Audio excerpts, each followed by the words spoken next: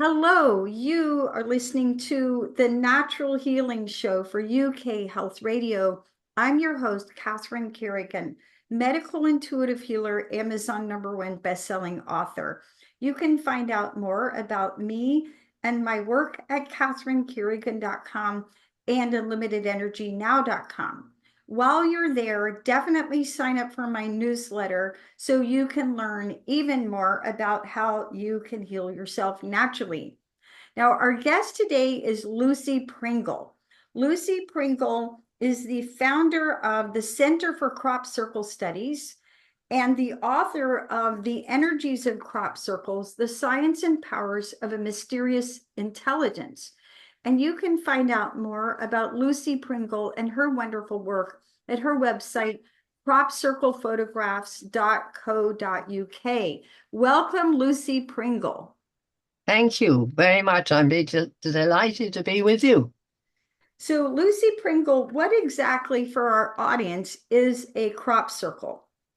Well, it is a depression in the crop, and you can get quite a few different types of crop. You can get barley, you can get wheat, you can get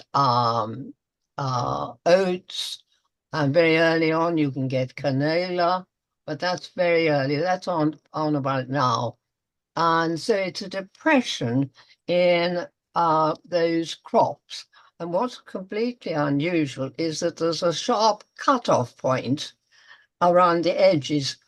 So there's this depression with a very sharp cutoff point. So, Lucy Pringle, how did you first become interested in crop circles? Oh, I think I've always been interested in the unexplained. And this, or the appearance really, or the interest, the great interest in this happened around 1990 when I just moved into the area in Hampshire. And lo and behold, the crop circles were happening around me. And as we were trying to take a more academic look at these extraordinary things, mysterious things, we started this Center for Crop Circle Studies. And I'm not a scientist, but on my father's side, they're brilliant scientists. And so I think it's probably in my DNA. But I came in principally as a dowser. And I find that I still use that today in many, many different situations. But once we became a society and involved lots of different scientists and people, I really started off on a scientific track. And the word seemed to flow all over the world. And there seemed to be a sort of situation of panic because an awful lot of people are scared of what they don't understand and what they don't know. It frightens them. And then what should happen but two old men called Doug and Dave, they appeared on the scene and they said they did all the crop circles. Well, this was in Hampshire, very close to where I lived. And considering that there were crop circles happening not only just in England, but all over the world, that didn't ring very true. However, a lot of people who were really frightened, they chose to believe it. And the press had a field day trying to rubbish the phenomenon. So a lot of us worked partly and behind the scenes, getting on with our particular area of research. And mine started with an extraordinary, the origin really of my research started after I'd been playing a game of tennis one day, a doubles match, and I'd been standing at the net, and the ball had been hit very, very hard at me, and I'd got it back, but I jarred my shoulder so badly that when I tried to clean my teeth that night, I couldn't, I couldn't reach up. And I was due to have my first flight over the circles, and I was so excited, and I thought, oh Lord, I won't be able to drive down and all the rest. Anyhow, next morning, I collected my sister and a friend of hers, And we did drive down, and I just had a gear shift car, so I wasn't too bad. I just managed it. And we took off and we flew over a circle which was really absolutely enormous. Never seen anything like it, with all sorts of additions and things which drew in the scholars of the arcane scholars and all sorts of things. It again hit the world. And it was flying back and just watching this and driving back then on the road that I suddenly realized my shoulder was very painful. And we pulled in a place called Morsted, and there was a field there, and I happened to know the farmer, so I knew we could go in because he had a crop circle. And I had my dowsing rods, and I dowsed for, I've been dowsing since I was very young, for the area of the greatest energy. And then I sat down, and as I sat down, I noticed this extraordinary energy was rippling through my shoulders. So I thought, well, this is very, very odd. What's happening? So I thought, well, should I give my arm a test and should I try and raise it? So I said, yes, I did. And I could move it absolutely straight up like that, straight as a die. Well, I couldn't believe that. And then my sister's friend, Maggie, I said to Maggie, now listen, you come and sit here. I didn't tell her what happened to me. And she had a particularly nasty condition called systemic scleroderma, which meant that she couldn't lie flat. When she was in bed at night, she had to be propped up, etc., etc. I just said, this is a good spot. And she said, oh, this feels wonderful. And I said, well, she said, should you stay there forever? And I said, well, I've got to do measuring and dicing and things. And when I came back, there she was lying flat on her back. I said, Maggie, you're lying flat on your back. Yes, she said. Yes, I'm absolutely fine. Well, it was extraordinary. These things had happened to both of us with absolutely no knowledge, no intention or anything. And this was completely unexpected. Well, this started my research, thinking something is happening to people in crop circles. How am I going to set about that? So Maggie, who was very technical, she got out a very good questionnaire, and hundreds and hundreds and hundreds of questionnaires have gone all over the world. And now I have over 845 different reports sent in to me from people from all over the world. It's the largest database in the world. And so from that has stemmed the rest of my research, because I then thought to myself, well, how are we going to distinguish between what is happening in a genuine crop circle and what is happening in the rest of the field? And I did and still do a lot of work with somebody called James Lance, whom my co-author. And he's a chartered engineer, and he really his field was the aerospace industry, and I think he played quite a large part in the development of the Harrier jump jet. Anyhow, he's a man who can think outside the box, a scientist who can think outside the box. And I put to him, I said, what if I buried some water inside and some water outside, and we can compare the results? And he said, yes, I think that would be a good idea. So he said, well, what you want to talk to electrical engineer, Dr. Cyril Smith, who wrote Electromagnetic Man. So I wrote to him and he said, well, what is important is that you use a constant source of water, i.e. use volvic water, which doesn't go above 40 degrees height per second. And so I did, and I had little bottles, and I would fill it with the volvic water, Hertz, I was trying to say, I fill it with a bottle of Volvic water, then screw the top on, and then put plaster around it so that nobody could undo the top, and then put on a little label, etc. So the methodology is that when lots of friends used to come with me, I would go into the field and I would bury the control samples first.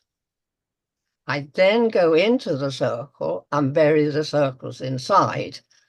So, Uh, so Lucy Pringle, let's back up for our audience, okay, so they can follow you. So a crop circle is a beautiful design that is somehow gets carved into a field of growing plants, okay, such yes. as wheat. And they're located in England, in the UK, as well as all over the world. Well, we've got about 68 different countries. Fascinating. 68 different countries. Now, I want to back up for our audience so they can follow you. You mentioned that you are a dowser. So many in our audience do not understand what is dowsing. Can you explain for our audience what is dowsing and how do you dowse a crop circle? Well, dowsing is, I don't know how you can really explain it. As a child, I used to have a pendulum, or I had two, so you can make them out of hazel sticks. In the old days, the hazel hedge, people would make sticks from those.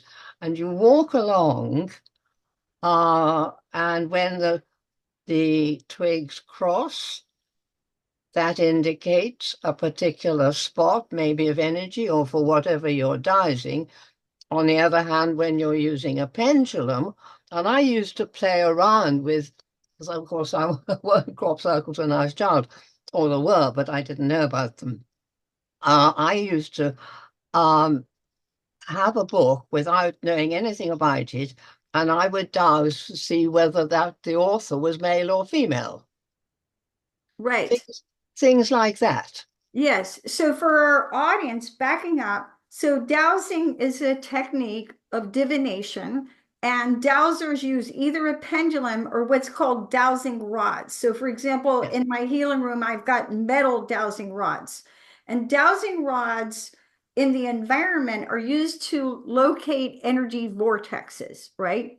So, for Yes. example, they're used to locate water or oil, and you're using dowsing rods to douse crop circles. So how do you go about dowsing a crop circle? Well, in the first place, I'll tell you a story of a pilot friend of mine who had flown over a circle in a field. And when he came down, he got out of the plane and he drove to this field because it was a flat field. And he said, this is going to be very, very difficult to find this circle. And so he walked and he was pretty certain he'd find it and he went in. So about 10 days later, I went in with a friend of his and his wife, and we walked along the edge of the field. And suddenly I got an absolutely cracking headache. I hadn't brought my rods with me, incidentally. I just brought my handbag. Uh, and so I got this really cracking headache. And David said, "Oh no, it's not there." And he went off at a sort of angle into the field. And I said, "No, it's here. It's this tram line." Now, tram lines, just to explain what happens, those are lines in the field. And the farmers use them really for when they're sowing and when they're uh, spraying the crops, and their machines can quite easily go down. There's usually about 6 foot in between each tram line. So anyhow, David went off straight across the field, which he should never have done. He should have walked down the tram line. Anyhow, the others followed me. And we walked and we walked and we walked. And I thought, gosh, I've really got it wrong. And then all of a sudden, we walked straight into the circle. So But you I used can say, you used your handbag as a dowsing rod. no, I used my head. Ah, okay. This cracking headache I had. But I could have used my handbag. And the moment I stepped into the circle, my headache went. So I'd been using my head as the dowsing instrument. Well, I never wanted to do that again, I can tell you. It was too painful. But that's just an interesting way that this can happen. I mean, your whole body can be used as a sort of dowsing rod in a way. But very often what I do, I walk along the edge of the field and ask my rod to indicate which tram line I should go down. And it's never failed me. Now, and with that, let's take a break and listen to a message from one of our commercial sponsors here at UK Health Radio. I'm your host, Catherine Carrigan, medical intuitive healer, Amazon #1 bestselling author. We're listening to Lucy Pringle, crop circle photographer and author and expert and founder of the Center for Crop Circle Studies. We'll be right back.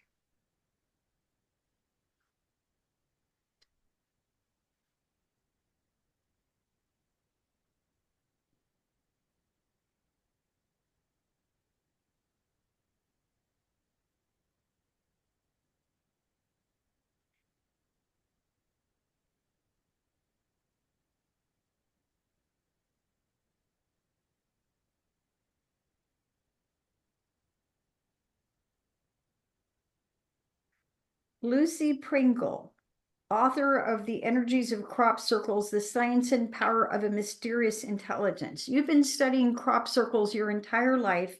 In your professional experience, how are crop circles formed?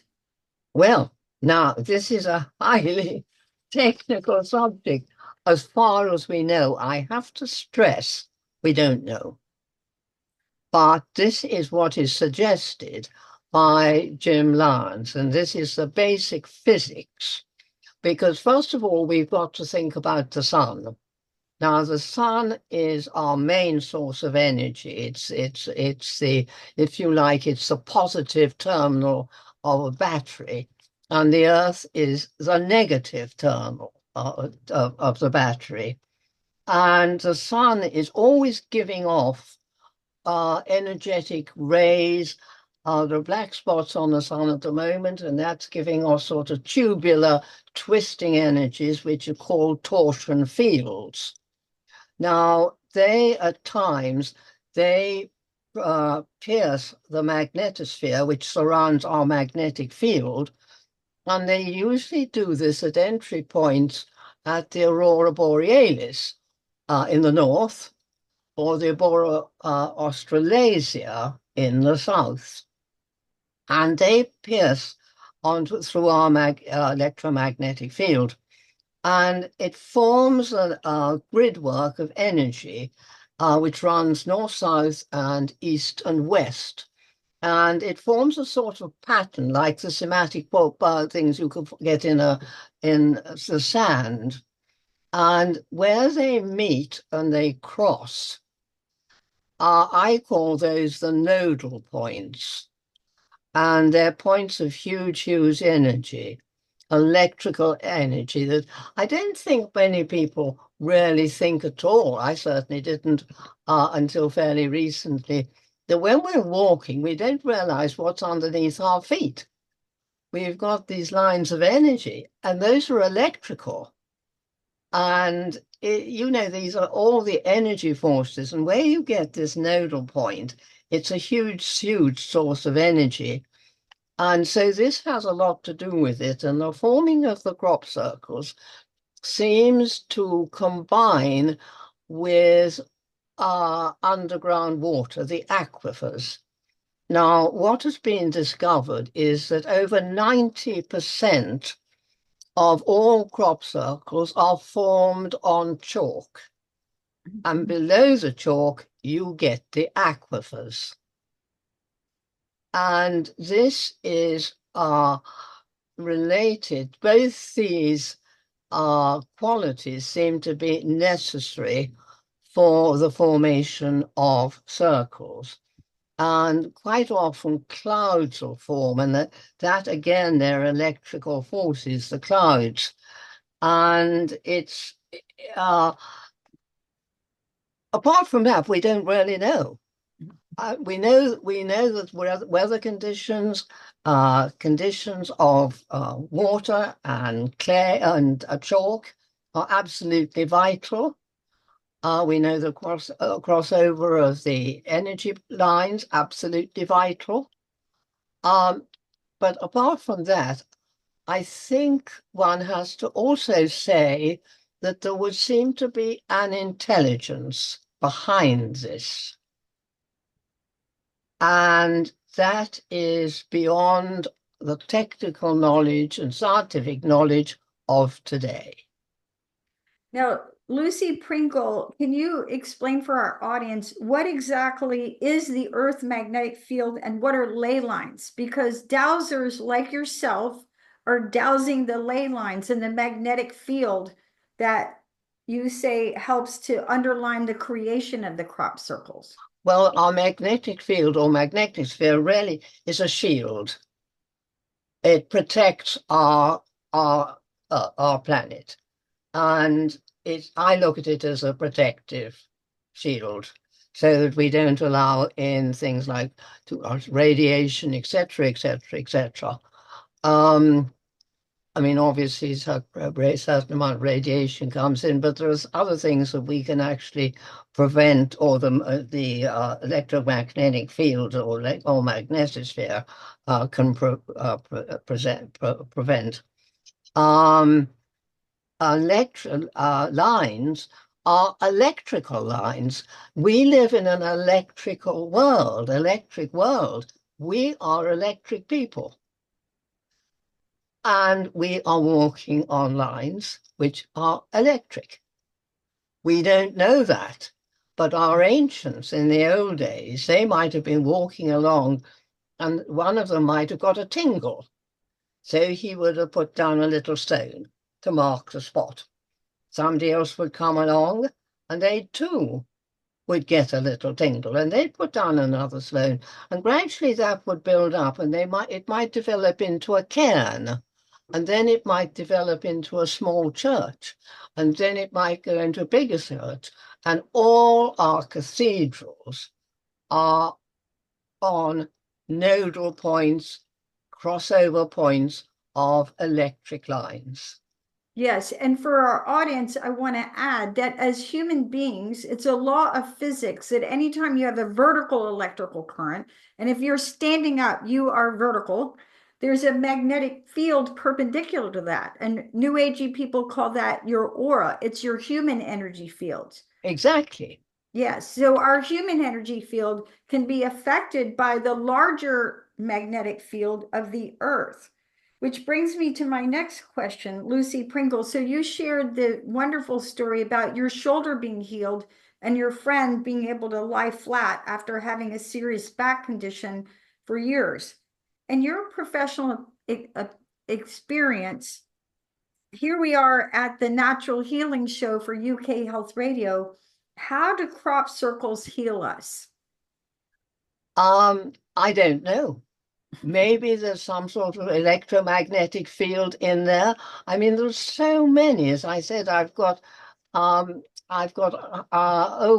845 different examples, but I'd like to tell you about one or two because they're absolutely fascinating. Please. I think again we're dealing with electromagnetic fields. And there was one particular woman called Leslie Clemenson, and she was fascinated in the circles, but she suffered most terribly badly from arthritis.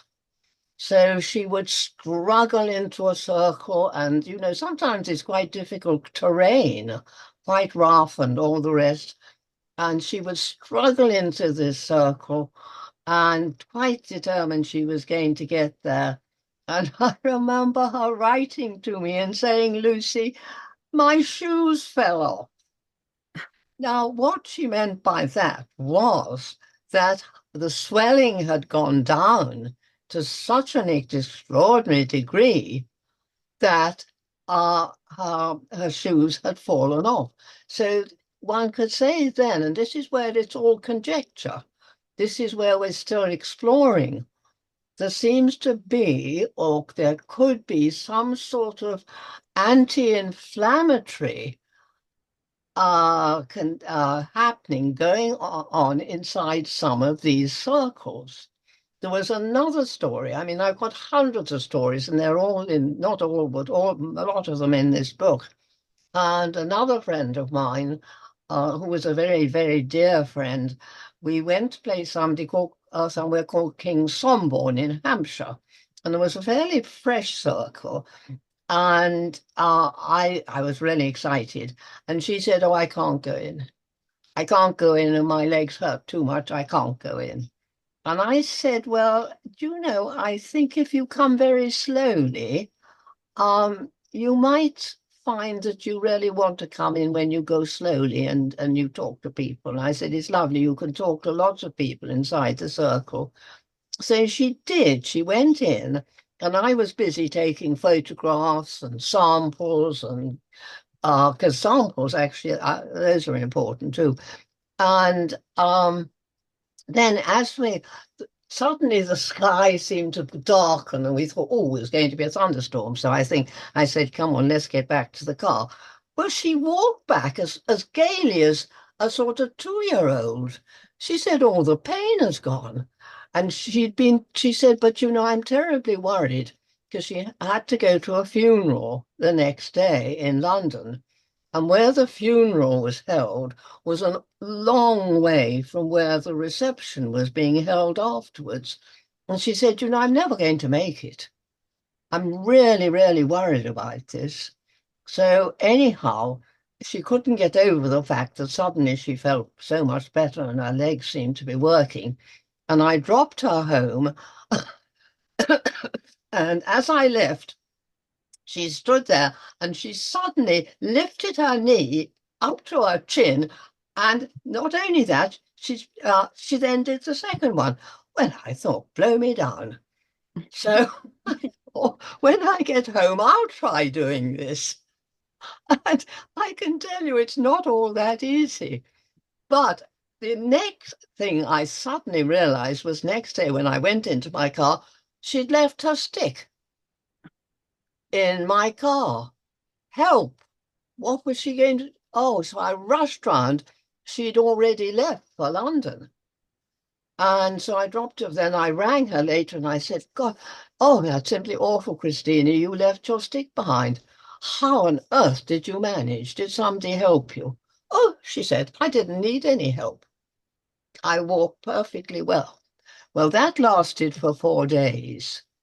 And that's quite a long time. But I'm now, I mean, so many stories I've got. I'm now investigating Parkinson's. And this is very, very important to me.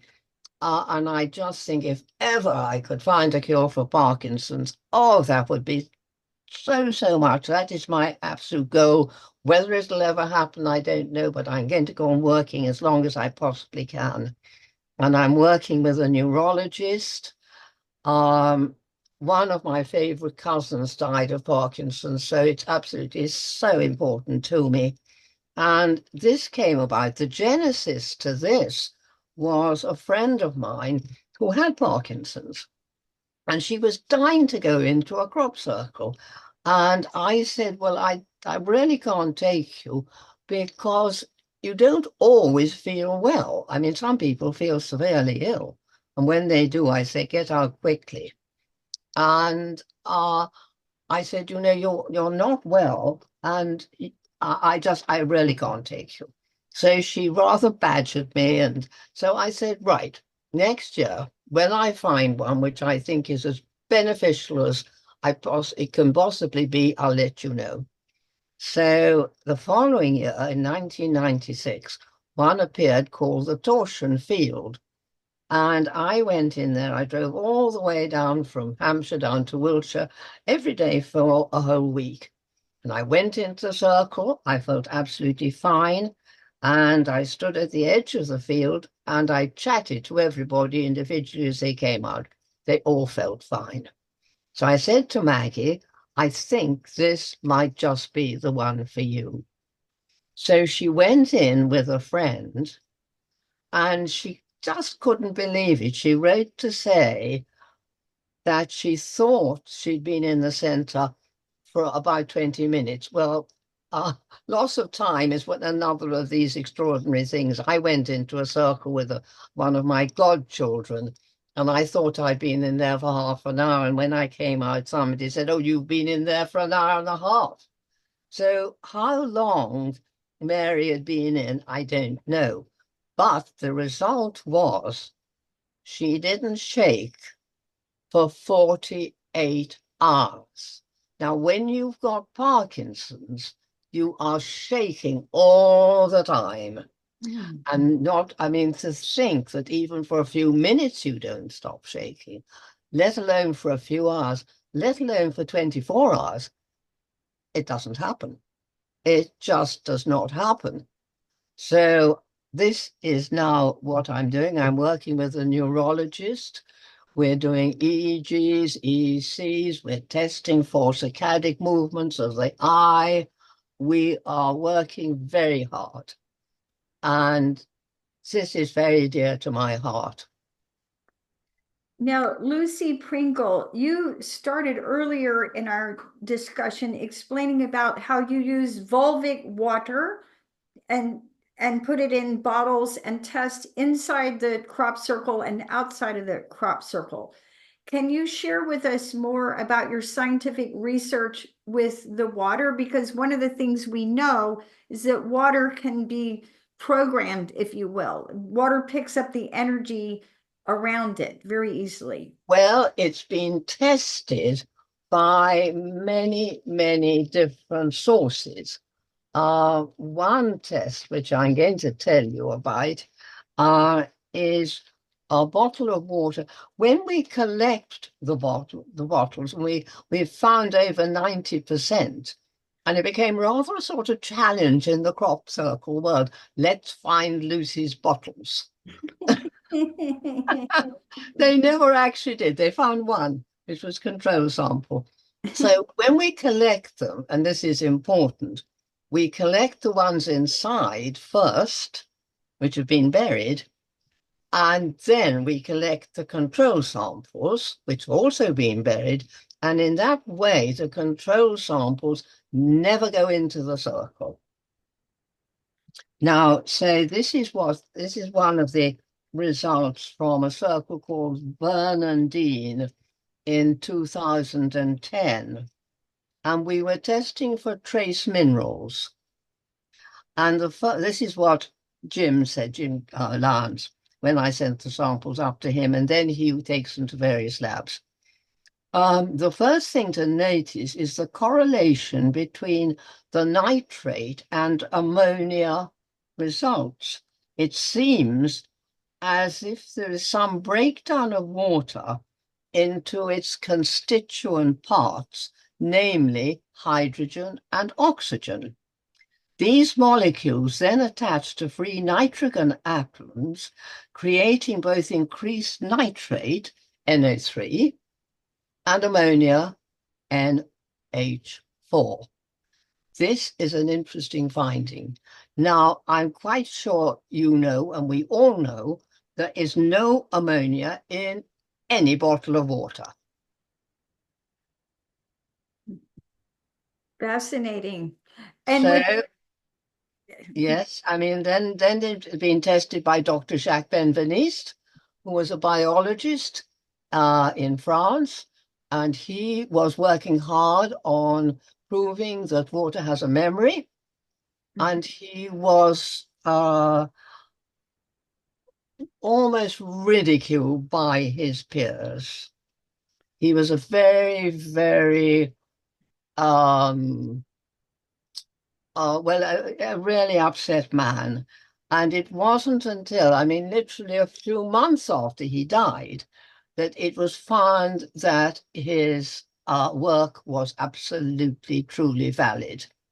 Well, and with that, let's take a break and listen to a message from one of our commercial sponsors here at UK Health Radio. You're listening to the Natural Healing Show for UK Health Radio. I'm your host, Catherine Carrigan, medical intuitive healer, Amazon #1 bestselling author. We're listening to Lucy Pringle the founder of the Center for Crop Circle Studies. We'll be right back. No, a founder member.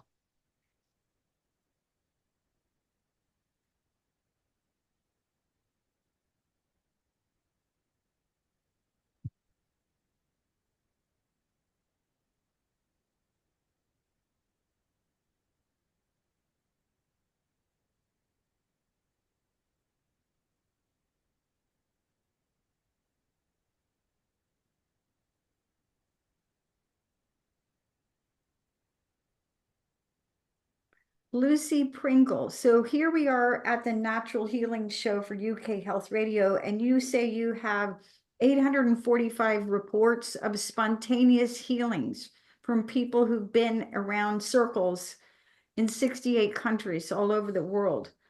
Well, no, sorry. May I just correct that? Over 800. Wait a second. Over 800. No, you sort of go on. That is not quite as many as that. It's more Yeah. than Yeah, you mentioned 845 reports. Yeah. right. So So Lucy, that's 845 reports I've had, not countries. yes, I said 845 reports in 68 countries. Yes, right. All good. So, Lucy Pringle, we most often think of healing as personal healing for our own minds and bodies. Do you think the crop circles are here to heal the planet? I think they're here really.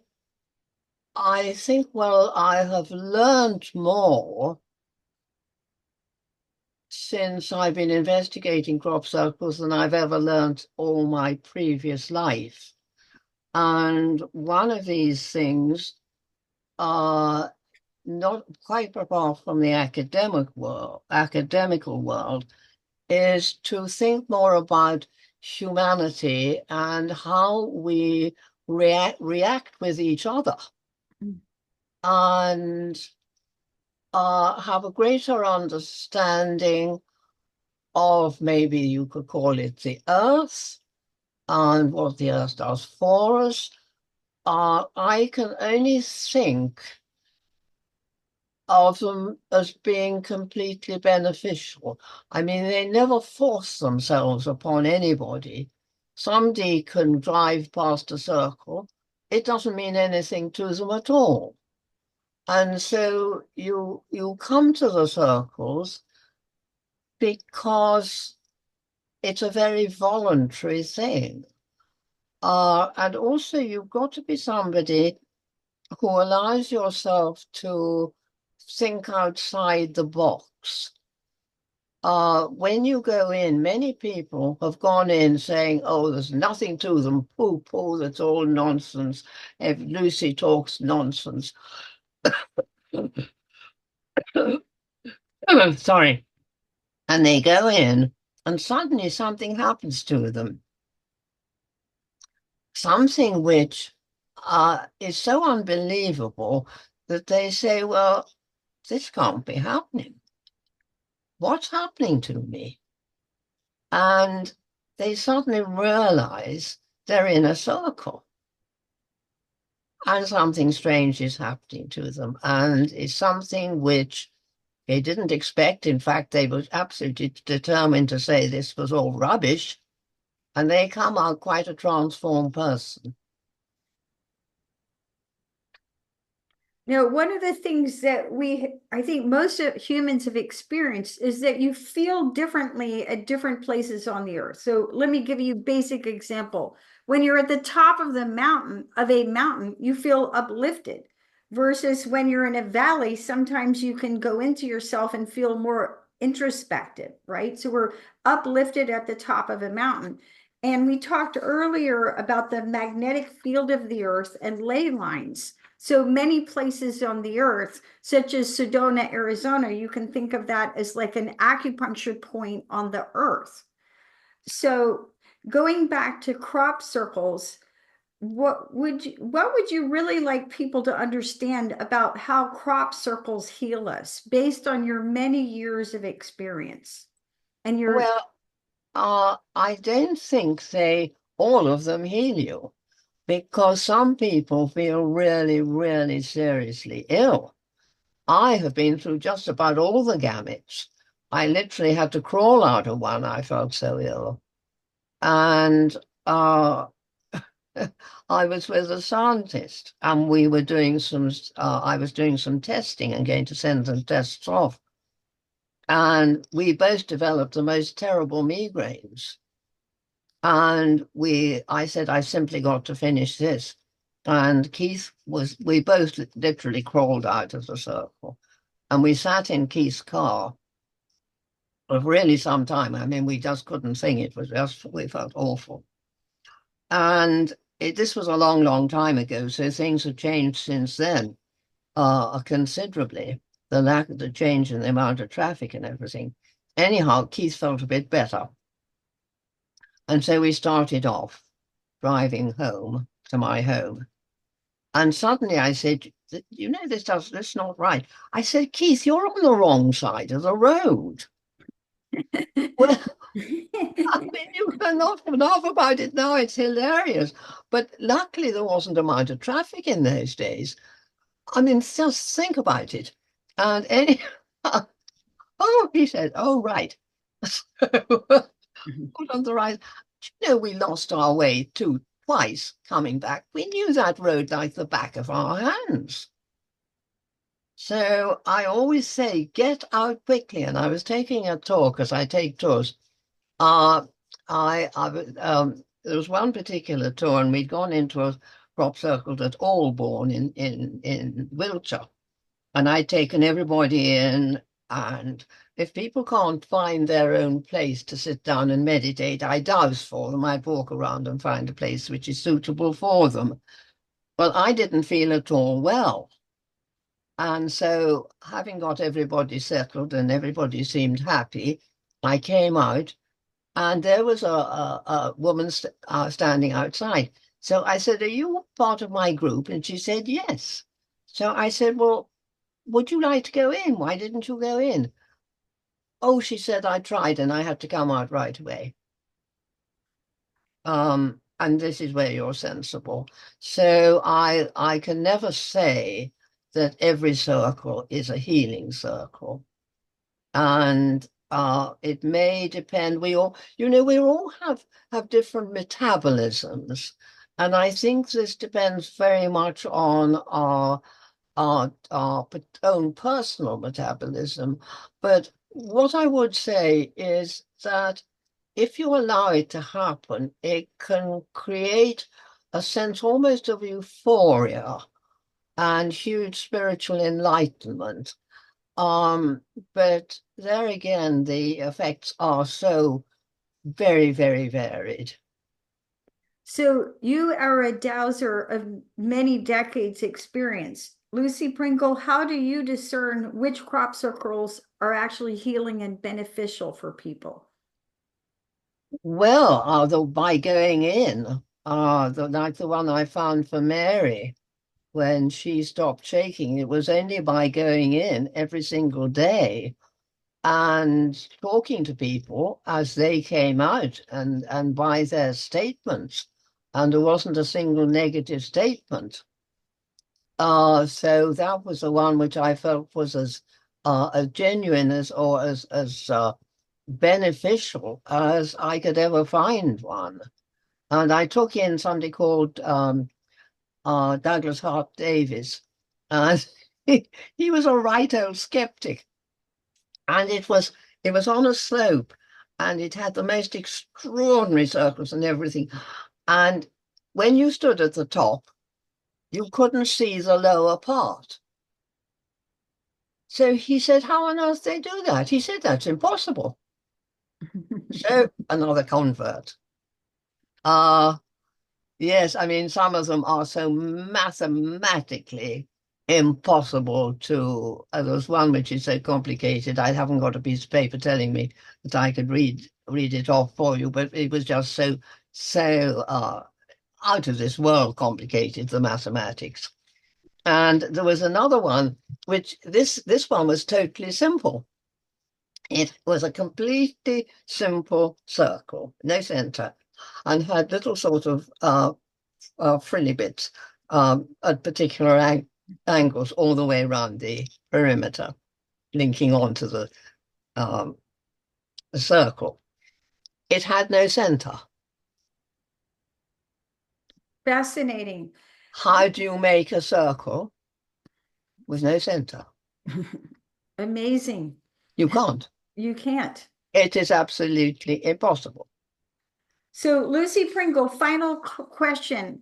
So, one of the things that we talk about here at the Natural Healing Show for UK Health Radio is that all illness is slowed down vibration. And the simplest way to understand that is when you have a cold and you can barely get off the couch. Healing energy is a high vibration and it lifts your vibration, and healing happens when you lift your vibration. In your opinion, do crop circles in general help to lift the vibration of human beings and the planet? I don't quite know how to answer that because it's a mixed bag. But I would say that the large proportion, or certainly quite a large proportion, would say definitely yes. Thank you so much. You've been listening to the one and only Lucy Pringle, founder, member of the Center for Crop Circle Studies, and author of The Energy of Crop Circles. My name is Catherine Carrigan, medical intuitive healer, Amazon #1 bestselling author. You can find out more about me at catherinecarrigan.com and unlimitedergynow.com. Thank you so much for listening. And you can see Lucy Pringle's beautiful photos at cropcirclephotographs.co.uk. And remember, when you lift your vibration, you heal yourself naturally. Thank you so much for listening, and we'll see you next time.